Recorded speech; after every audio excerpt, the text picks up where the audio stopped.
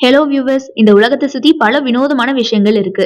உதாரணத்துக்கு தொப்பி மாட்டினா முடி உதிரும், ஒரு நாட்டுல உட்கார்ந்து உட்கார்ந்து எழும்புனா ஃப்ரீ பஸ் டிக்கெட் கிடைக்கும்.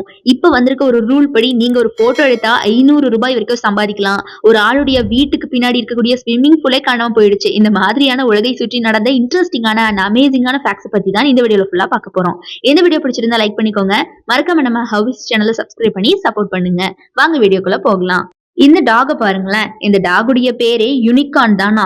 ஏன் இந்த டாகுக்கு இப்படி ஒரு பேர் வந்திருக்கு அப்படின்னு பாத்தீங்கன்னா, இந்த டாக் பிறக்கும் போதே ஒரே ஒரு காதோட தான் பிறந்துச்சான். அதுவும் இருக்க வேண்டிய இடத்துல இருக்காம இதனுடைய தலைக்கு மேல இருந்திருக்கு. அண்ட் இதனுடைய கண்களுக்கு சரியான முறையில அலைனும் கிடையாதான். அதனால இந்த யூனிகார்ன் எல்லாருக்குமே ரொம்ப பிடிச்சமான கியூட்டான டாகா இருந்துட்டு வருதுங்க. ரொமானியால நபுகாய்ங்கிற பேர்ல ஒரு இடம் இருக்குது. இந்த இடத்துல நீங்க ஏதாவது பஸ்ல ஏறுறதுக்கு முன்னாடி 20 ஸ்குவாட் எடுத்தீங்கன்னா நீங்க போக வேண்டிய இடத்துக்கு பஸ் டிக்கெட் உங்களுக்கு ஃப்ரீயாவே கொடுப்பாங்களாம். அதாவது 20 தடவை உட்கார்ந்து உட்கார்ந்து எழும்புறதுக்கு உங்களுக்கு டிக்கெட் ஃப்ரீ அப்படின்னு சொல்லப்படுது. இது எதுக்காக அவங்க நாட்டுல இந்த மாதிரி கடைபிடிக்கிறாங்க அப்படின்னு பாத்தீங்கன்னா, அந்த நாட்டு அரசு அவங்களுடைய மக்களை ஃபிட்டாகவும் ஹெல்த்தியாகவும் வச்சுக்கிறதுக்கு இந்த மாதிரியான ஒரு யுக்தியா பயன்படுத்திட்டு இருக்காங்களா இப்ப வரைக்கும். உலகின் முன்னணி பணக்காரரா இருக்கக்கூடிய எலான் மஸ்க் அவருடைய சின்ன வயசுல இருந்தே நான் ரொம்ப ஜீனியஸ்டா அப்படின்னு நிரூபிக்கிற மாதிரி ஒரு சம்பவத்தை பண்ணியிருக்காரு. அப்படி என்ன தரமான சம்பவம் தானே கேக்குறீங்க. அவர் காலேஜ் படிச்சுட்டு இருந்த சமயத்துல அவர் தங்கி இருந்த அபார்ட்மெண்ட் வாடகையை கூட அவரால் கொடுக்க முடியாத அளவுக்கு அவர்கிட்ட பணம் இல்லாம இருந்துச்சாம்.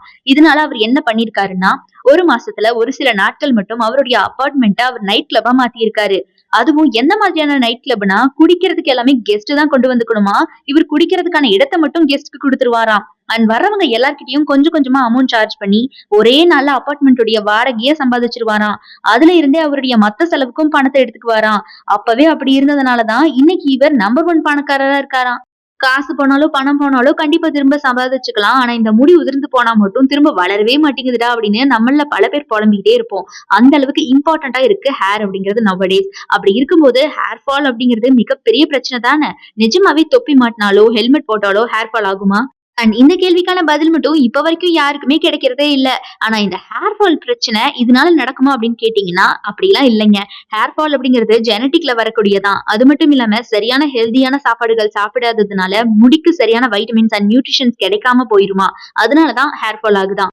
சோ இனிமேல் உங்ககிட்ட யாராவது வந்து தொப்பி போடுறதுனாலயோ ஹெல்மெட் போடுறதுனாலயோ ஹேர் ஃபால் ஆகுது அப்படின்னு சொன்னா கண்டிப்பா அது பொய் அப்படிங்கறத தெரிஞ்சுக்கோங்க. அதை நம்பாதீங்க. அது ஒரு விதமான மித். நீங்களே இனிமேல் இப்படி நினைச்சிட்டு இருந்தாலும் உங்க மனசுல இருந்து அதை எரேஸ் பண்ணிருங்க.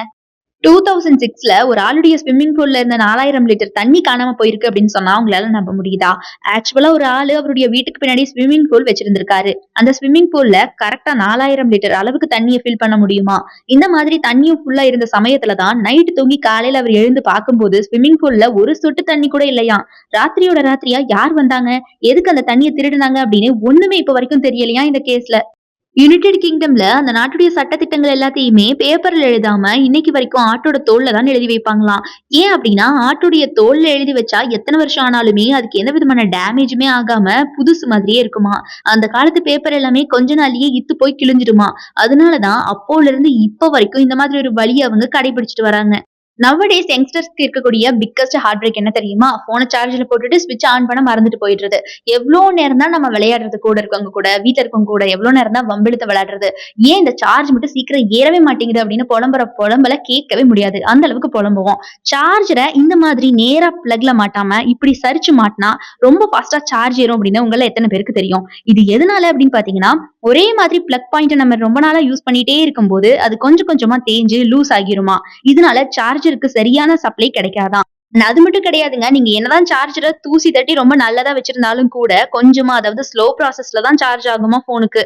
அதனால இப்படி கிராஸா சார்ஜரை நீங்க பிளக் பண்ணுனா சப்ளை கரெக்டா கிடைச்சு சீக்கிரமா சார்ஜ் ஆக அது ஹெல்ப் பண்ணுமா.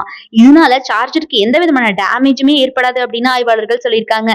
சோ இனிமேல் எங்காவது அவசரமா போகணும் அப்படின்னா நீங்க மறக்காம இந்த மாதிரி ஸ்ட்ரைட்டா மாட்டாம கிறிஸ்கிராஸா உங்களுடைய சார்ஜரை பிளக் பாயிண்ட்ல நீங்க கனெக்ட் பண்ணும்போது சீக்கிரமா சார்ஜ் ஏறி நீங்க போக வேண்டிய இடத்துக்கும் சீக்கிரமா போயிடலாம் அப்படிங்கறத தெரிஞ்சுக்கோங்க. அண்ட் கவர்மெண்ட் அறிமுகப்படுத்தி இருக்கக்கூடிய ஒரு நியூ ரூல் படி நீங்க வெறும் ஒரு போட்டோ எடுத்தா போதுங்க 500 ரூபாய் வரைக்கும் ஒரு நாள்ல சம்பாதிக்க முடியுமா. அதாவது யாராவது நோ பார்க்கிங்ல வண்டியை பார்க் பண்ணிருந்தாங்கன்னா அந்த வண்டியை நீங்க சுத்தி சுத்தி போட்டோ எடுத்து போலீஸ்ட்டு கொடுத்தா போதுங்க. அதுக்கப்புறம் அவங்க அந்த வண்டியை தூக்கிட்டு போயிருவாங்களா. அதுக்கப்புறம் உங்களுக்கு 500 ரூபாய் கிடைக்குமா. சோ ஓகே கைஸ், இப்ப நம்ம பார்த்த ரொம்ப இன்ட்ரெஸ்டிங்கான அமேசிங்கான ஃபேக்ட்ஸ் எல்லாமே கண்டிப்பா உங்க எல்லாருக்கும் பிடிச்சிருக்கும் அப்படின்னு நம்புறேன். இந்த ஃபேக்ட்லயே உங்களுக்கு எது பிடிச்சிருக்கு அப்படிங்கறத மறக்காம கமெண்ட் பாக்ஸ்ல கமெண்ட் பண்ணிடுங்க. இந்த வீடியோ பிடிச்சிருந்தா லைக் பண்ணிக்கோங்க. நம்ம ஹவ்ஸ் சேனலை சப்ஸ்கிரைப் பண்ணி சப்போர்ட் பண்ணுங்க.